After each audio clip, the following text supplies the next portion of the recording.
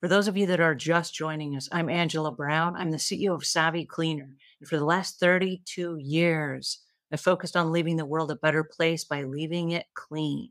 Now, today we're streaming to a couple of different audiences. We're also speaking to our professional organizing group and everybody that's focused since the pandemic, focused on cleaning those scary rooms and the attics and the closets and all the stuff that has extra clutter. So I was really excited when I learned that there's a guest that could come on our show today and teach us how to have a happy home. Is it possible? The answer is yes, it is. And she's going to share with us her journey about how she went from having an ordinary home to a happy home. And she's going to share with us some secrets and some actionable tips on how you can too. So please help me welcome the happy home specialist, Rebecca West. Hello, everybody. Oh, I'm so good. And I'm so excited to have this conversation. Thank you so much, Angela. Well, thanks for being here today. Now, I got to start all the way back. There was a time when your home was ordinary and you decided to turn it into a happy home. Tell me the story and tell me all about how it happened and how you got where you are today. Yeah, I have a lot of home stories, but the one that was really pivotal, what is it? Pivotal? The one that was really pivotal was about 15 years ago. I got divorced, like many of us do. And I was blessed because I got to keep the house I had with my ex husband. But I was trapped in this house that was filled with all these memories of my past marriage. And basically, I just felt like it was staring at me and making me feel like a failure in my own life. And so I transformed that entire house on a newly divorced woman's budget, and it was truly transformative because I felt like instead of being trapped by my past, I was looking at my future. And then that led to me going, wow, our homes are really, really important to our like emotional and mental well being. And people should know this. And then that's when I launched an interior design company so that I could help other people have the tools that I had discovered for myself. Well, I love that answer. And I want to go back to just a second. You said you were going through a divorce. Now, divorce did not normally mean like, hey, I'm shouting with joy. I'm at the happiest moment of my life, right? It's usually kind of a sad, reflective sort of time. What during that time made you decide that home is where I want to be happy? And because I'm here, I want to turn this into a happy place. What was it that made you make home the happy place at that point of your life when that's not the normal situation?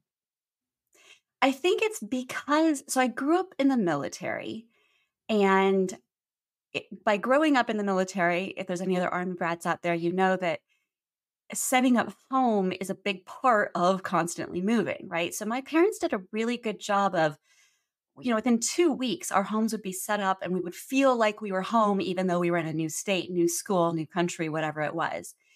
So I'd always been aware that my environment mattered. And I'm also the kind of person where if my surroundings aren't tidy, my brain isn't tidy. Like I cannot sit down and work if the room is messy. So I'd already had some awareness that was the case. I'm also the kind of person who asked for a room makeover when I was 13. So I was already kind of cued into my spaces, but it wasn't the first thing that occurred to me when I got divorced. And it really wasn't until maybe, I don't know, 2 or 3 months post divorce that something just shook me. And I said, I can't keep feeling like this. I cannot keep coming home and feeling like a failure. And I was working from home. I was trying to start a business. I was renting out rooms in my home. So I was always home. And there's that moment when you just hit a wall, you hit your wit's end and say, I just refuse to keep living like this. And I didn't at the time know what that would take. I didn't know what it would take to make me feel differently. I just knew something had to shift. So honestly, if I'm being honest with everybody, I went through some terrible design phases because I was so desperate. I just went into the garage and I grabbed old paint. And what I had was this nearly black paint.